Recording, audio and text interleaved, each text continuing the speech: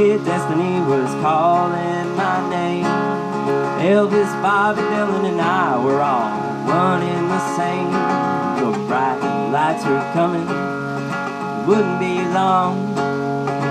Yeah, I knew for sure gonna be a big rock star. So I grabbed up a guitar, I played and I played.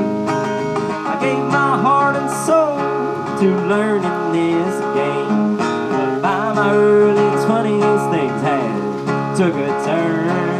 If I didn't know any better, I would have sworn I was cursed. The bottom fell out as I got real sick.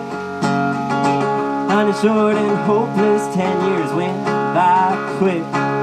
I couldn't get no health care, no doctor's visit. So I thought things might get better if I could just get fit. So I grabbed at my bootstraps and I tried to pull them up. But it was too late, I was teetotally fucked. 'Cause at 30 years old, that doctor said to me that it was gonna have to be a simple little open heart surgery. Well, I didn't know how to take that, or really what to think. But it turns out it's a one-way ticket to generational poverty. Yeah, your stars and your stripes and your liberty surely ain't got room for fools like me.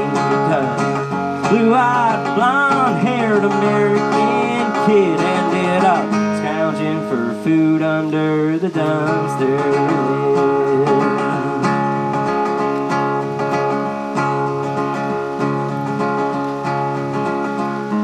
Well, that's the kind of operation that you might not survive. Though they said if I didn't do it, that I was gonna die. So I turned myself in. Man, what a ride. Your table was cold, but their drugs were sure nice. With my brain on ice and no heartbeat, well, I drifted off into a most peaceful sleep.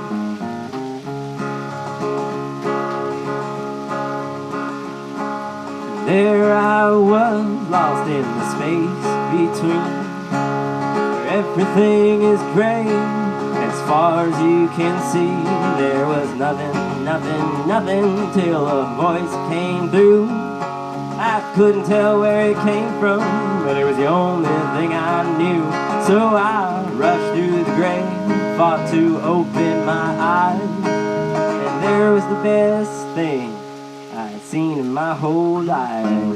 My sweet young lady, my sweet loving wife, looking down at me with big old tears in her eyes. I tried to speak out to her, but I was tongue-tied on account of how my intubation tube was so damn wide. That's when she told me I had tried to choke out a nurse. Well, damn, at that moment seemed like things couldn't get much worse. But then they wheeled me on for my ICU trip, where they quickly hooked me up to a morphine drip. Well, I was in so much pain that I'd click and I'd click. Then to my dismay, I'd projectile vomit. Turns out when it comes to morphine and all the drugs like it, I happen to be extremely allergic. Now ain't that some shit? And since I couldn't move my arms, my head or my neck, I'd vomit right down in that big fresh hole in my chest. My nurse would run in quite a panic, and I'd just look at him and say, "Oh shit, man, don't sweat it, 'cause I'm pretty used to things not going my way." Life hands you the challenges you're ready for, or so they say.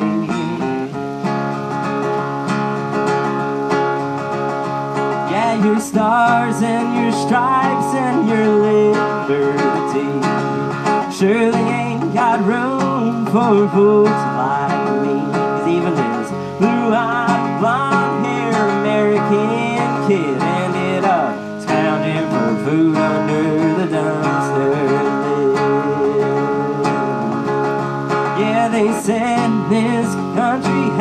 saved me. And it's pretty plain to see that big old hole in it.